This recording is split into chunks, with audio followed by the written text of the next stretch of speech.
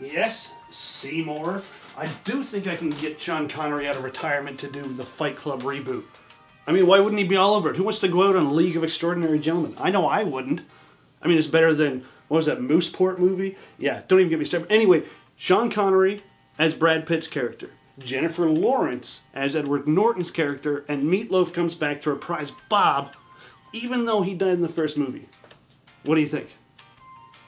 I know it makes zero sense, right? Why wouldn't we do it? It's perfect. Yeah, it's absolutely stupid. Yeah, let's do it. 2, 3, 4!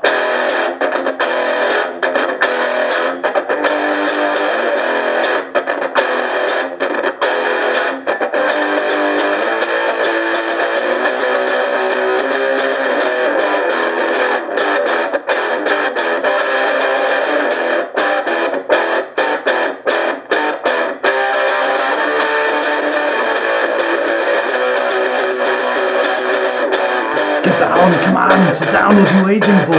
You idiot, come on, let's start the show already, come on! Alright, ladies and gentlemen, you heard it here first. Jennifer Lawrence, Sean Connery, and Meatloaf in Fight Club 2049. No. Oh, I wish so. That would be absolutely stupidly, ridiculously amazing. Welcome to FPS in 60 seconds, ladies and gentlemen. This is, of course, still my little movie review show where I'm going to talk about the films that I've seen recently and tell you whether or not I think the dude abides, or whether or not you should mark it a 0, Donnie. Your foot crossed the line. You're out of your element, Donnie. Mark it a 0. Welcome to films people saw in 60 seconds, ladies and gentlemen. I'm really excited for this episode because I've got a couple new segments. I'm going to give something away for free at the end of the episode. Yeah, that's right, you heard me correctly. And I've got a new twist on an old segment that I'm really excited to talk about, if you get the hint. Alright, so what are we waiting for? Let's head over to the first new segment called Need I Say More?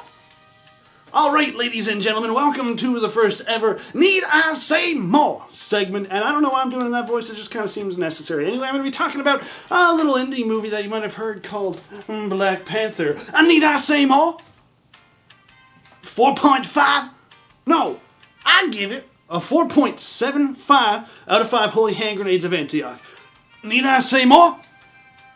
No, I don't need to say more, but I will. So, Black Panther, as you obviously know, is a fantastic movie that's taking this nation by storm, the world by storm, really. And it's really good to see Marvel kind of tone things down, be a little more grounded in film itself, where this is not so much a superhero movie, it just happens to have superhero elements to it. That's what I like about this movie, is that it's a very grounded story that really takes place on a more personal level, and not so much this flash dance, cover-coated and chrome garbage that we've been getting. It's not garbage, okay? It's just overdone and I'm sick of it, which is why I really love Black Panther, because it's a really fresh taste in a very stale, bland Marvel Cinematic Universe that is just beating a horse to death at this point with Lucille, if you couldn't tell. So, yeah, it's... Need I say more?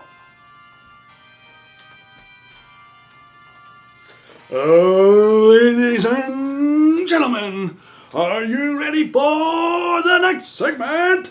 The Netflix Head Target! 8,099, 8,064, 1,292. Oh, yeah. Oh, I didn't see you there. I was just doing some push-ups down there, yeah. Thanks for joining my Netflix movie club, ladies and gentlemen. That's right, this was Netflix and Killing It, but with a little bit of facelift, and we're turning it into a movie club. So if you want to become a member of this club and participate in the conversation and watch the movies that I recommend, well, here's a simple list of rules that you have to follow in order to become an eligible member. Alright, are you ready? The first rule of my movie club is you have to talk about my Netflix movie club with your friends. The second rule of Netflix movie club is you have to talk about my Netflix movie club with your friends. Now, the third rule of Netflix movie club is if somebody yells stop or pause, I have to pee, I need more snacks, you have to wait until they return before you restart the movie so that nobody misses the best part. Okay, Susan? I don't care how impatient you are. Just deal with it. Alright? We're gonna wait for Claire. She's not gonna be long. Alright? The fourth rule of Netflix Movie Club is one movie at a time, ladies and gentlemen. I don't care how many TVs you have or how many phones you've got. turn all those off, give all your attention to the one movie you're watching, because all the people who dedicated their time and energy and effort into making these films, whether it's a low-budget movie or a big-budget movie, they deserve your full-on attention. So turn your phone off and enjoy the movie, whether you're at home or in the theater. And I swear to God, if I see you in the theater with your phone on, I'm going to come here and rip it and smash it and throw it. Okay? Anyway, the fifth rule of Netflix Movie Club is, of course, one fight at a time, ladies and gentlemen. If you have a disagreement about a certain film that you've watched recently, have a civil discussion about it. You can get heated if you want, but remember, we're all friends in this, and we're all enjoying the same thing. And of course, we all have different opinions, and that's what makes this awesome, because we all have our own perspective, and it's nice to talk about it with other people. So that's why we have a movie club like this, right?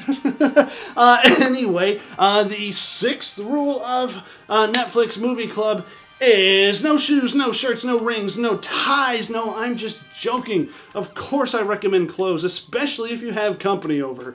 The seventh rule of Netflix Movie Club is these movies will go on as long as they have to. If you sit down to watch a 3.5-hour movie, well, you've committed to that 3.5-hour movie. No wimping out and leaving an hour and 1.5. You're like, this is so boring. Why do I have to watch Superman fight with Batman for like 3 hours when there's like nothing happening? It's like, you signed up for this. It's a great movie. Watch it.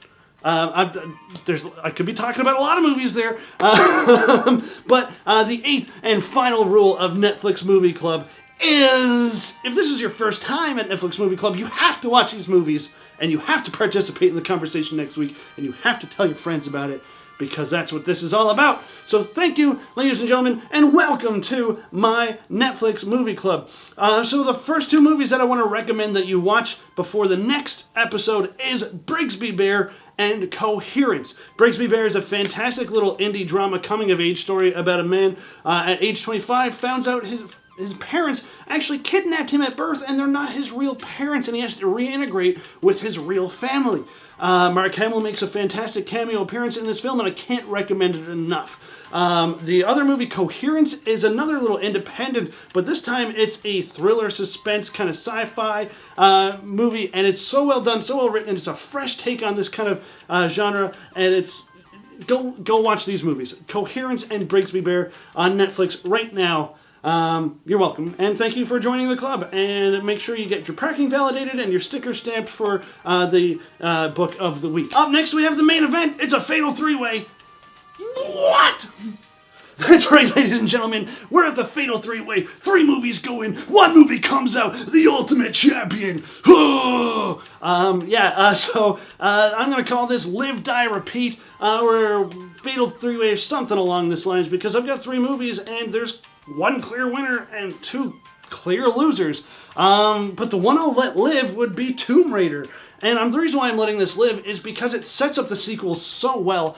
Even though this movie is very bland and can be very boring and it's very unoriginal, it's still very well done. And Alicia Vikander is fantastic as Lara Croft, and I can't wait to see what happens in the sequel. I hope they greenlight a sequel, because now that we have the backstory and the origin story out of the way, we can really get into the meat and potatoes of where they want to take this new universe. But as of right now, it adds nothing new to it. The Angelina Jolie movies still trump this one as far as excitement, and even though they're a little more cheesy and ridiculous, they were definitely more entertaining. This movie is still entertaining, but it is not a must-see, must-go out and watch.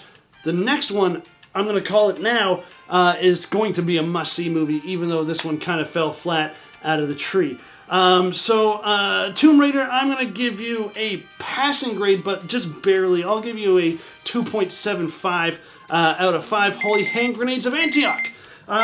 So you get to live. Now, on to the movie that I would kill. All right, ladies and gentlemen, Tomb Raider gets to live to see another day, but a movie that doesn't get to live to see another day, I'm going to kill right now, and be warned, I'm actually going to spoil this movie because it is so bad that nobody needs to watch this movie. When I first came out of it, I actually liked it, but now thinking back, I'm like, was I drunk? Because the movie is not good at all. Spoiler alert, Strangers Prey at Night. This movie is absolutely terrible, and the best phrase I can think of for it would be, you're so 2000 and late. Yeah, that's right. I'm making that reference because the original movie came out in 2007 and had an amazing ending where the bad guys won and the good guys lost, and that's why it was so poignant because it didn't have that Hollywood ending to it. That's where this movie goes off the rails and loses you. Even if it was released in 2009, 2010, when it would have been appropriate for this sequel, it still would have been very unimaginative, uncreative, because every death and kill is a stab to the back, a stab to the chest, a stab to the throat. There's nothing, it's all boring and bland. Nothing's creative. There's nothing that keeps your attention in this film. All the acting is pretty mediocre as well. And there's so many shots in this film that are wasted that could have had some great tension, even by just somebody bloody running through this. And if this movie was directed by Rob Zombie, this would have been amazing. But it wasn't, so it's not. And it's just unnecessary at this point. So I'm going to have to give Strangers Pray at Night the total death score of negative 1 million. Because just no. Why did I give you my money? All right, ladies and gentlemen, so we've just decapitated Strangers Pray at Night. Now, for the repeat section of Live, Die, Repeat, I have to say that Annihilation with Natalie Portman is a repeat. And that's not just how many times I need to watch this movie to fully understand it either. I mean, this movie is visually stunning. There's some concepts in this movie involving people and flowers that I'm not going to spoil that is so beautiful. And there's a bear, I know, lions and tigers and bears, oh my, this movie is so good, and I'm trying to not spoil anything, because it is such a creative and ingenious and fresh, and it's Alex Garland, creator of Ex Machina, and now this film is unreal, and I can't wait to see what he does next, because he's so fresh, he's such a fresh voice in this puddle of mud of rehashments and re-envisionments and reboots and just stale ideas. That Annihilation really deserves some serious attention from you guys, because it is a thrilling, entertaining sci-fi movie that is just the bee's knees. So please go watch Annihilation. I really have to give Annihilation a solid 4.5 out of 5 holy hand grenades. Thank you, Alex Garland. Again, I can't wait to see your stuff in the future. So that's it, ladies and gentlemen. Live, die, repeat. Live, Tomb Raider, die, Strangers, Pray at Night, and repeat, Annihilation. All right, ladies and gentlemen, thank you so much for watching FPS in 60 Seconds this week. I really do appreciate your viewership, and to demonstrate so, I said at the top of the show I was going to give something away for free, and I'm a man of my word, so welcome to the free giveaway section.